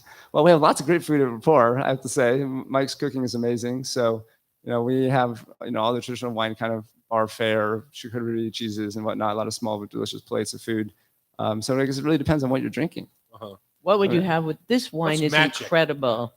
This is breakfast wine. What would you have? I mean, that blueberry muffin you guys were having before sounded pretty good to me. But, so classic, you can go, actually, this can go great with cheeses, like a blue cheese, a Roquefort or something like that. True. So it's a great cheese wine. Yeah. I think, one of the beauties of wine pairing is oftentimes is, especially in the old world, is drinking the wine with the food from that area. So that's always. And by the way, don't get caught up into somebody's telling you what to match with your wine. Thank you. Absolutely true. There's a big word up there, and if it's not the day, then you're having tomato with your white wine. Well, you know what? Have it with red wine. And if you want some Moroccan food with your Petit Manseng, go for it. Exactly. My favorite food wine pairing in my life was a little chevrita, soft ripened goat cheese in naan. Yeah. With a little Vouvray, and they were literally grown meters apart. I didn't realize at the time, but I asked somebody, and they're neighbors, and it was like magic. Fresh goat cheese outside of a chateau in the Loire Valley with a Sancerre. Yeah, Sancerre was 2 miles away. It was like perfection. Heaven on earth. Yeah. Okay, go up and visit Rapport Wine Bar, Roy and Broadway on Capitol Hill. It's super fun. Sounds super fun. I haven't been there yet, but I can't wait to go and talk to David Clausen for his favorite kind of array of the day. Absolutely. All right. Thanks for having me. Thanks so much. Thank you so much for coming in. Pleasure. Up next, potato salad. How did we go from a wine bar to potato salad? It's a throwdown, chef. They have it at the wine bar. On It's Cairo a Radio, chef. it's the Hot Stove Society show. Oh my God, you picked the perfect thing. This is brilliant. Oh, awesome. Thank you. I haven't had breakfast yet.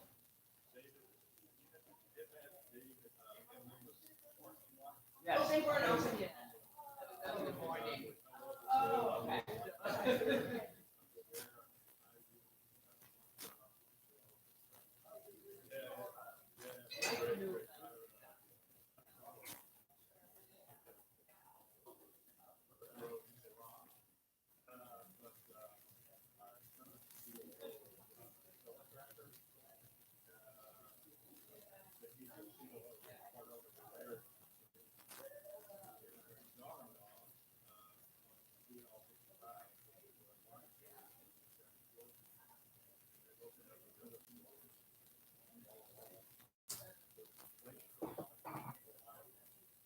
Doing good. We're doing good.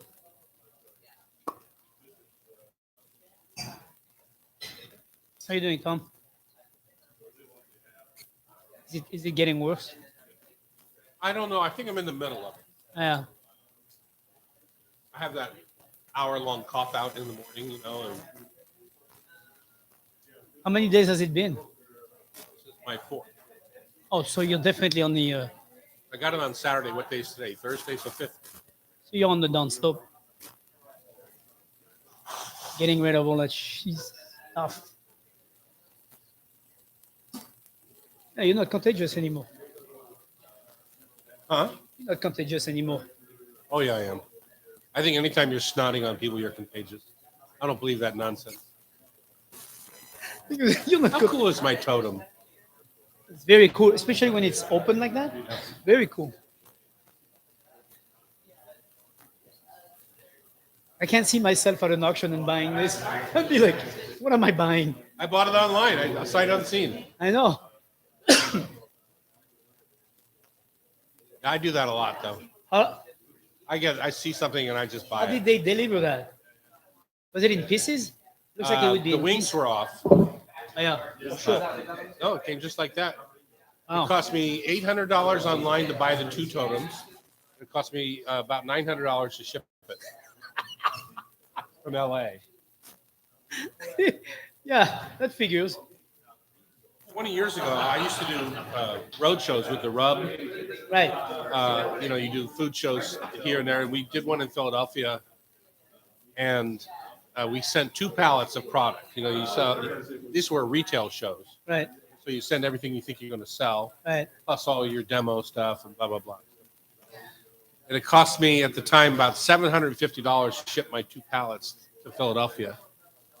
And with the union in Philadelphia, that ran the convention center, it cost me $1,250 to get it from the parking lot to the convention floor. Oh my, Jesus, I never went back. it's crazy, Never man. went back. What a way to cut people's grass, you know? It's Yeah. like, yeah, on one side they, oh, we want to help you. On the other side, it's like, Well, I mean, it's just all those convention centers are controlled by unions, which is Right, fine. I right. have no problem with the union, but when you make it unaffordable to right, play, it's grotesque. It's like, yeah, if it was if- $200, you'd go, okay, that's fine. yeah, I would have gone back every year. Of course. Yeah, and the show might still be going, but Yeah. you know, they make And you it still make money from the sales. Yeah. They make money from that. So, yeah, it's a stupid.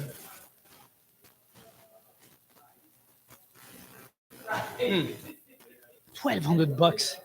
That's from the ridiculous. parking lot to the show floor.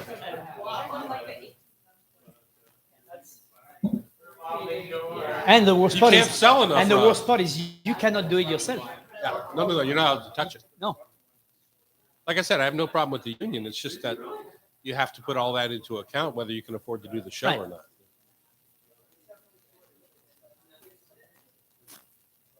Never occurred to me. That was No, the I part. would have never thought of that either. I would have never thought they would rape you like that. That's crazy. So they're used to dealing with General Motors bringing Right, cars right, onto right, the, right. you know, they're used to dealing with people that can afford it. But on these little retail shows, you know, you got 1,000 or Yeah, 500, there is no scale of 500 booths of different little, and you know, people making little How do stuff. the other people do it? I mean, maybe they don't have anything to I mean, carry. you literally couldn't bring your own hand truck. So you actually, no one could actually bring from their truck to the. No. You could only stop in the parking and that's it. So everybody had to go through them. That's just the way it is. I mean, you can't No, have of it course, both of ways. course. Yeah. That wine was delicious. It's it's definitely very different, super different, and very easy to match. Put an ice cube in this, no problem. Really? Me either. Tom taught me that.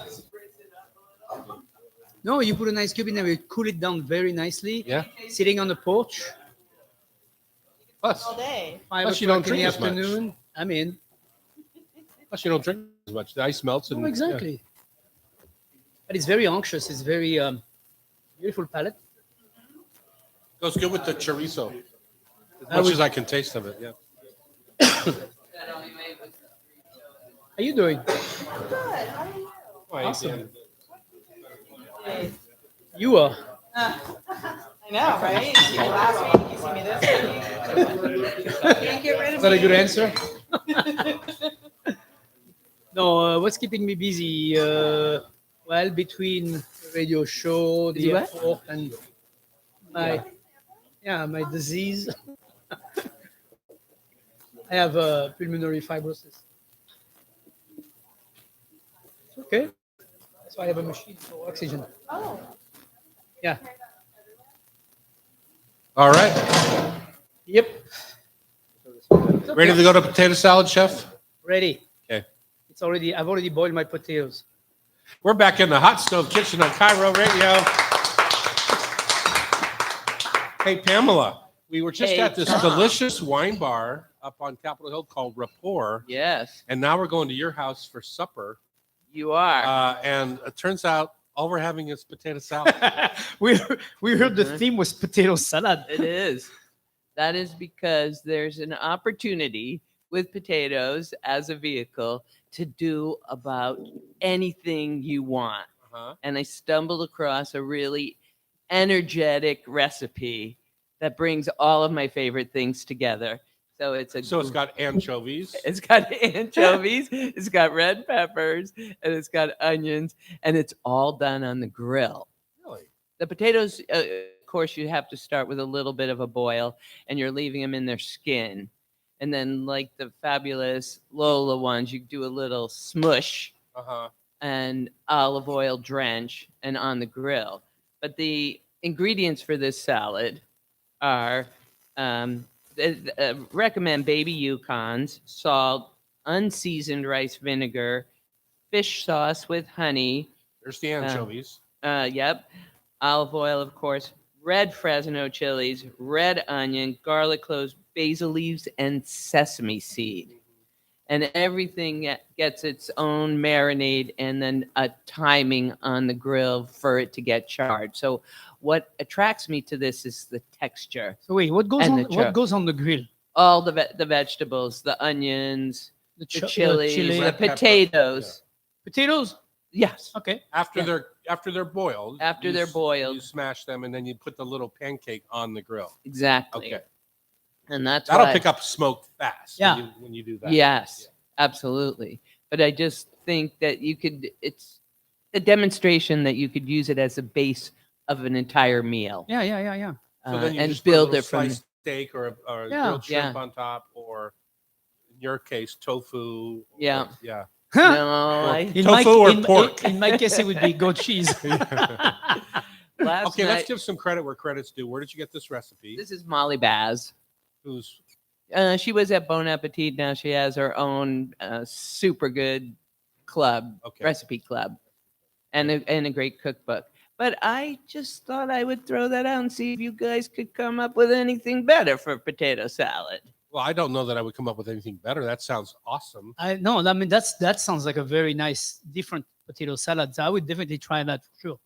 'Cause that's I have done grilled potatoes, where it's sliced about 1/8 inch thick, cooked to order without having to do the pre boil on the grill, and they work fine. You just have to go indirect, and you put the lid on, so you're kind of baking your potato right. on the grill, so you don't have to do the two different heat sources, Mm-hmm. which I think would make it a little bit easier. I don't know. I mean, I think it would pick up the smoke the same way, but it would fall apart less on the grill than a smashed. Yeah, little you have to be Yukon. really careful because I remember a couple of weeks ago we were talking about Indonesian sattés Yeah. that Annie was inspired by, but I was doing the mushrooms, oyster mushrooms, Uh-huh. and they said cook them first and then thread them onto your skewer with the marinade. Completely disintegrated. Yeah. Yeah. No. It was like So I think the balance of I usually when I'm doing onions on the grill, I usually do blanch them. Would you? You do? Never. Never. I've never done that. Okay, so I you. always put my Well, they're onion, full of water. They kind of blanch themselves in a funny way. and they you know, caramelize they quickly steam too. up. Yeah.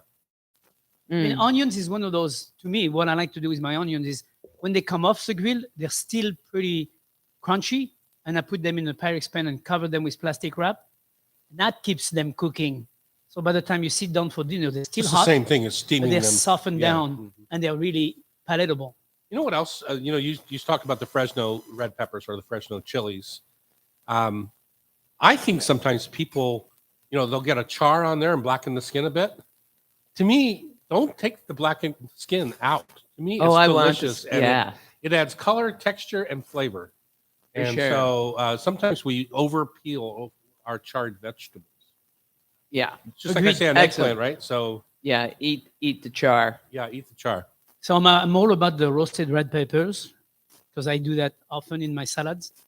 And potato salad for me would be blanched potatoes.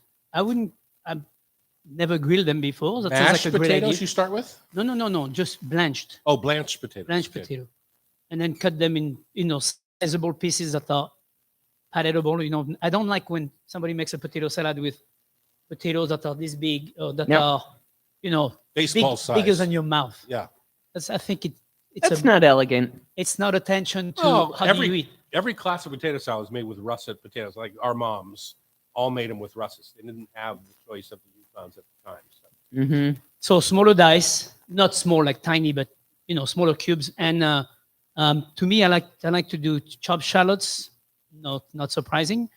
Lots of chopped chives because chives Let's are in stop my. right there for a second, Chef. You always use shallots. Is there a reason, like instead of white or red onion, you're using shallots? Are they just milder? I just like the sweetness You like and the flavor. what I like about the shallots is I can use them raw. If I use red onion, I'm going to use them much more sparingly because it's a bigger mouthful of taste. And most likely, if I use onion, I would put them on the grill and get them charred. Right. Okay. Because that's a right. different context, different flavor. But I'm talking all, in the Yeah, kitchen, chopped chives, chopped shallots, and roasted red peppers, because I love that flavor in the potato salad. And instead of mayonnaise, I would use Dijon mustard, lemon olive oil, and a lemon juice and olive oil dressing kind of idea, where I would mix the whole thing together and let it macerate for a few hours, and all room temp, because I hate cold potato salad. Oh, cold potato salad is the worst. Oh, But that's the reason to go to oil, I think, an oil dressing instead of a mayonnaise. Yeah. So then you can say comfortably let it come to room temp and not kill your guest. Oil not having the eggs that mayonnaise has in it. Yeah. Right, is yeah, what you're saying. and the rice vinegar, if adjustment needs to be made where it's not sour enough, a little drizzle of rice vinegar. That's how I would do my potato salad most of the time because it's simple enough, not too many ingredients, and you can do. I mean, if you have leftover bacon from breakfast, let's say you have a few strip cooked, dice that, put it in your potato salad. If you have a grilled steak, you just slice the steak, use that with that. So many things can go with it. The other thing is a piece of cooked salmon, for example. You have one piece left in the fridge, you crumble it into your potato salad, and that makes a wonderful salmon potato salad. Tom, what's your potato salad? Well, I loved my mother's German potato salad, which is that kind of warm, sweet and sour with bacon potato salad. But I'm loving the recipe you had. It clicks off some of my favorite boxes. One is the grill. The fish sauce is something that people freak out about in a funny way, but it's a secret ingredient. It's an umami ingredient. You don't recognize that there's fish sauce in there. It's just that kind of pungency kind of blends into whatever you're making. And then the other thing you added that I loved on that recipe was the whole fresh herbs, big sprigs of dill and basil and parsley and all the soft herbs, tarragon. People say, I hate tarragon, but you put it into a salad like this, you don't even, doesn't stand out on its own. How do you hate tarragon? A lot of people hate tarragon. They think it's soapy like cilantro. Oh, well, that's a different thing. I love it. And on its own, it's different, right? But when you blend it with all this other stuff. In a fresh herb mix. Yeah. It's brilliant. Yeah. It is really lovely. So I think that salad idea is the bomb. I really do. Yeah. The other one that caught my attention was a Korean twist, which was small red onion, the Persian cucumbers, which I love with potatoes. Like pearl onion? Are you saying? No, the Persian cucumber. Yeah, but you said small red onion. Yeah, just Is that- fine. No, just just a small dice. Small Okay, dice. Small okay. dice. Small dice carrot, salt. This one is based in russets. Egg, corn kernels. Good idea. How's Is the it- egg done? Is it Hard-boiled? hard boiled? Hard boiled. Yeah, that's a good one. I like that in my potato this, salad. too. This does have a mayonnaise dressing with rice vinegar, a little bit of sugar, and they want a strong yellow mustard, which don't have that in my cupboard. I don't Dijon's is sort of yellow. I know you I have don't have that in Dijon. my cupboard either. You know, you often see that potato salad when you go to a Korean barbecue restaurant. You know, Yes. I always forget the name of all the little dishes that come around. What is that service called? I don't Banchan. remember. Huh? This? Banchan. Banchan, yeah, exactly. And that potato salad that you're describing is often one of the banchan on the table that's served with the barbecue. Yeah, yeah. So that would be the close second to the grilled version. Or the third one was using all Caesar salad dressing accompaniments on your potato, like a Yeah. Caesar potato. Yeah. Why not? Yeah. That would be really good. That's good. That's a good idea. Yeah. I like that, especially if you use the fresh anchovies, that goes into the dressing of the Caesar. If you use the fresh anchovy, you must, what do you call that, merlot? You Mortar put and pestle it? Merlot, yeah. Yeah. Do you have Mer- any mortar. any guidance if you're doing a traditional potato salad on cooking and chilling your potatoes so that they don't get mushy and they kind of keep their nice shape from My the guidance is good from luck. the dice? Okay. No, my God, just use the right type of potatoes. There are different type of potatoes. Some of them are a lot more starchy and much more giving. When you cook a potato, if you blanch it, after 1 minute of boiling, you turn down the heat, so it's boiling very slowly. If you see the potato breaking apart, that's already a no-no. It's too late. It's too late. Make mashed potatoes. Make mashed potato because it's a potato that's too starchy, that's made to be mushed. I think that in my history, that's what I've screwed up potato salads the most is using an overcooked potato. Yeah. Yeah. And then it just wreaks havoc on You know, everything one of the else. potato that works really well is those little potato in the bag, multicolor. Yeah, they're so expensive, ridiculous. When we come back, it's time for Rub with Love, food for thought, tasty trivia, brought to you by Rub with Love Spice Rubs on Cairo Radio 97.3 FM. I can't believe he's saying those potatoes would be too expensive. That's They're ridiculous. $4 a pound, and there's no good reason for them. Thank you so much, guys. Well, those are good. They haven't had time to Thank you, achieve guys. flavor. Camilla, you and Michael go let him know. Email him. All right. Email me. All right. I'm sure he would love to chat wine with you. Oh, yeah. We do love chat and wine. Yes. Thank you. What were you saying?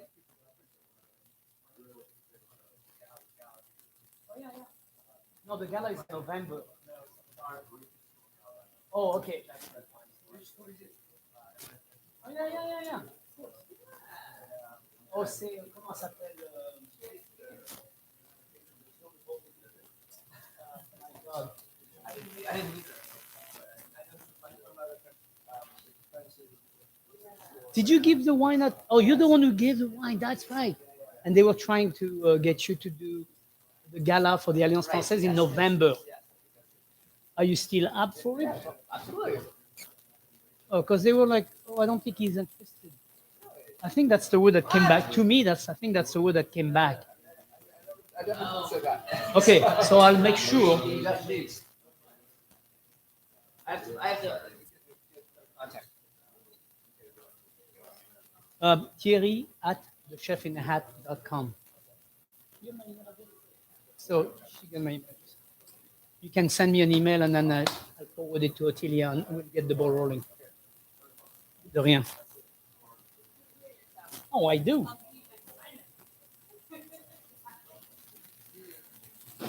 Okay. Who's gonna play trivia? Who wants to play trivia today? Hey, who doesn't like a challenge on a Thursday morning? She's up. Right here. I love it. We like the team approach. We've found that not one person can defeat us. What is your name, young It lady? always takes two. I'm not even. Do you remember Laura Jules? Yeah. Yes. I had a green, a real potato salad. Uh-huh. And also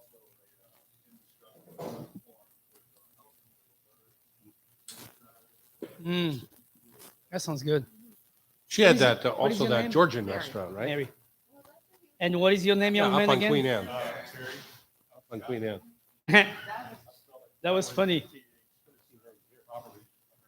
Wait, SCOTH? Oh, I was Mary. I like- Mary, have you learned the lesson of the microphone yet?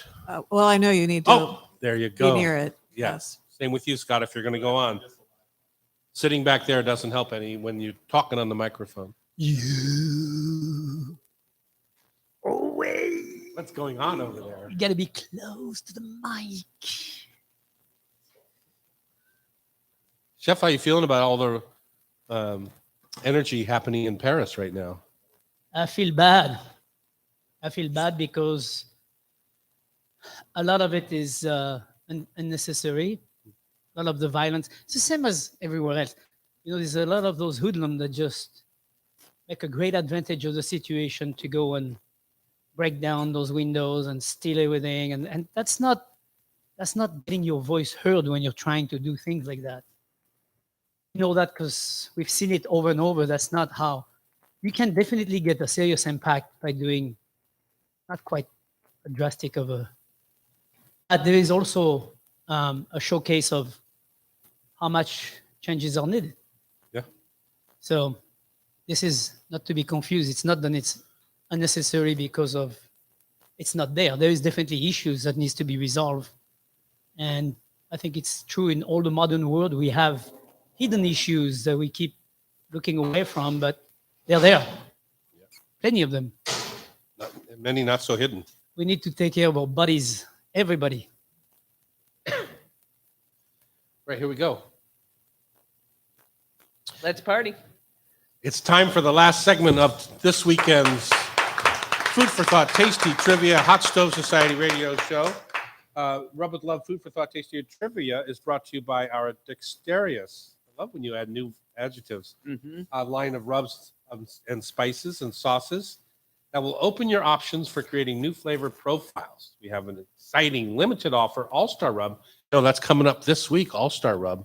Oh, We have just a few jars, actually a few cases left of our All-Star Rub pop-up to celebrate this week's baseball festivities. If you want to try a jar, we're still selling it here at the Hot Stove. We're selling it down at Seatown, our restaurant in the Pike Place Market area. And you can find it out at the Ballard Warehouse. Certainly, Made in Washington stores are featuring it. And all of our favorites like Met Market, Town and Country Markets, PCC, all carry our rub line and sauces. It's some sort or another, QFC. Anybody who's cool carries our product line, that's what I'm saying. Pamela, how do we play the game? And I know our winner is going to get a little spree in our gift shop for 3 different spice rubs based upon her victory. Mary and Scott, I think, are both going to get to take some rub home. Now that's a little, I that's a little know. aggressive. It's your money, not Obviously, mine. you're so. leaving the show because you're trying to give away the house. So we love that they jumped up to the mic. And there's a theme today: potatoes, blueberries, and butter. So Where's the butter come in? Yeah. it's Wine, an ode, wine. ode potato, to blueberry, and Terry. butter together. That sounds delicious. But each of the contestants are going to get 5 questions, and there's going to be a winner. All right, I'll start. Would you like to start, Chef? Absolutely. True or false? The potato is about 80% water and 20% solids. False. It's true. Yes. Which might lead you to think about this next question, which is multiple choice. An 8-ounce baked or boiled potato has approximately how many calories? 50, 100, or 300? 8-ounce potato. 80. It wasn't one of the multiple choices, but Well, I'm just making sure. up my own. Yes. Okay. We're giving it to you because that's closer. It's usually about 100 Oh my calories. 'Cause God. people think they're highly caloric when in fact they're not because they're mostly water. True or false? The blueberry is one of the only foods that is truly naturally blue in color. The pigment that gives blueberries their distinctive color, called anthocyanins, is the same compound that provides the blueberries amazing health benefits. Is this true or false? False. This is true. Just because you asked me. See? It's true. I mean, how about that? You can't make that stuff up, Chef. How could that be false? I wrote that down. I couldn't even remember how I was going to turn it into a question. Okay, Because the answer is already in the question. it's in the question. Okay. True or false? I believe you're over at this point. Is True. that true? He said. Butter. You got it. But I'll read the question anyway. Go ahead. Butter was once so ingrained in Scandinavian culture that the 11th century Norwegian king Sven Knutsen demanded each of his subjects provide him a bucket of butter as tax annually. And it is true. I would believe it's true. Yeah, no, I Yeah. would believe that. Yeah, you got that one. And finally, what ingredient makes a souffle rise? Egg white. Yay! Nice job, Chef. Oh, Way to come back strong. nice safety. I should have 5 out of 5, but I got 3 out of 5. All right, that's a good start. Your turn. All right, Mary, Mary and Scott. Mary was part of our Mother's Day contest, if I'm not mistaken. What was your stove picture? It was the showing that I had this power burner on my stove, which Ah. was my favorite thing because I can use my wok on it. Pretty Yeah. awesome feature. Power Wow. burners. How many Smart. BTUs you get on that baby? I don't know. You don't know? That's beyond my. Okay, that's scope. all right. Number one, the average American eats about 120 pounds of potatoes per year. Do the Germans eat more or less than that? Less.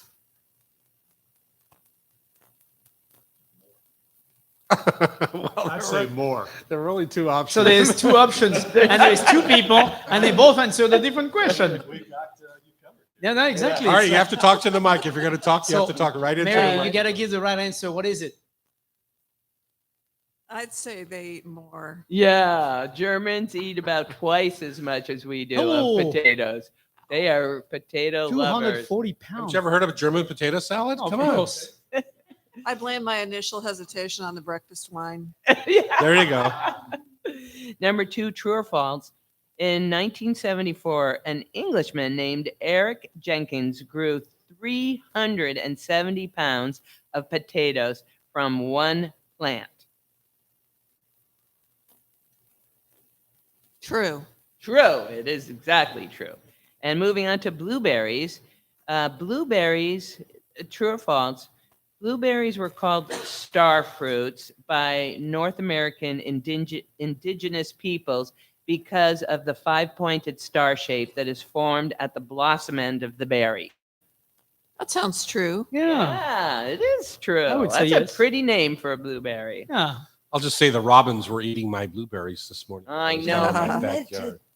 to net mine last night. Damn it. Okay, multiple choice. In this country, in ancient times, butter was swallowed to soothe sore throats. More than a dairy-forward cough drop, these people also rubbed butter on their aching joints. Was this in India, Ghana, or Italy? I'm guessing India because I know butter is used as a Ghee, Ghee. right? Yeah. type of medication in some Indian philosophies. That's my It guess. was the Italians that started Ah. this No way. butter. Yeah. Seems funny No that would have been my way. last guess. I know. Yeah. Oh, And 5, true or false? There is no actual butter in the motor oil-like substance that cosplaying as movie theater butter. True. True. Oh, That's an 4 out of 5. esoteric 4 out of question. 5. 4 out of 5. Good job. All right, Mary Tom. and Scott pulling to the lead. Love it. Okay, Good Tom. job. Tom Douglas. I'm our only hope, Chef. You're the Pogacar of the day. How's that? True or false? Potatoes produce more food per unit of water than any other major crop and are up to 7 times more efficient in using water than cereals. Boy, we grow a lot of potatoes in this state and we use a lot of water to do it. So I'm going to say even that, yes. True. Yeah. Correct. True or false? Since the early 1960s, the growth in potato production area has rapidly overtaken all other food crops in developing countries. In developing countries, absolutely. It's true. Yeah. Potatoes are on the rise. How many? This is What was the famine in Ireland when we got all of our Irish immigrants? Yeah. Potato. It was important. super important. Multiple choice. How many calories does one large handful, about a half cup, of juicy blueberries contain? Would it be 44 calories, 200 calories, or 350 calories? A large handful in my hand or your hand?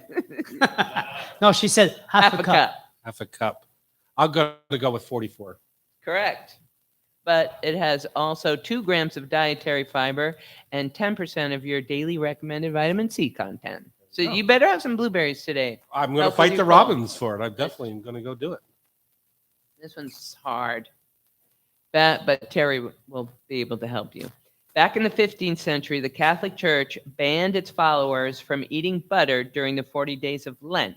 That's why I'm a former Catholic. However, Catholics could pay a fee to the church if they wanted to free themselves from the butter ban entirely. That So sounds many, like the Catholic Church. so many French Catholics opted to give money rather than forego butter that the revenue generated from the Lent butter fees became a substantial funding source for which cathedral? Notre Dame. Voila! Notre-Dame de Paris. France Rouen Cathedral. The Rouen Cathedral is known colloquially as the Rouen. Butter Because it's in the Tower. capital of Normandy. Yeah. The butter is made. How was I supposed to know that? I mean, I wouldn't even know that. Yeah. Never But heard that. you, but Norm, Never heard you that knew- story. No, I know the cathedral. Yeah. So But Rouen is that it makes sense because Before it's you in, send me letters about the Catholic Church, I went 1 through 12 Catholic grade schools. and you So have good I've values. paid my dues. You have good values. And finally, Socarrat is the name given to the crusty, crispy bottom of which famous Spanish dish? You want me to draw it out, or you want me to just tell you right away? Because a lot of people don't know this. Draw it out. Draw it out. Well, my favorite one of these that I ever had was in the little town just south of Barcelona, the old town of Barceloneta. And it was a beef and octopus paella. Yes. Yes. And it With had a lot of beef fat, just glistening with beef fat, orange from the tomato. And that's what gave it its crispy bottom. oh my goodness, it was good. Thank you so That's- much. Enjoy the stroll through our gift shop as the winners today. We appreciate both Scott Tom, and you Mary. got 4 out of 5. That's pretty good. That's not bad. No, that's great. Great. And one was esoteric. I thought it was going to be a true or false. And if you want to be part of the show, you can join the community on YouTube Live at Tom Douglas & Co. or buy a ticket to join us in the studio at hotstovesociety.com. The show is produced lovely by Pam Hinckley. Sean McFadden is our technical wizard, and our talented editor at Cairo is Sean. Please don't call me Del Torre. Also, remember, if you miss any episode of our Hot Stove Society show on Cairo, you can listen via podcast. Just subscribe with your favorite podcast app. Thanks for listening and have a great weekend.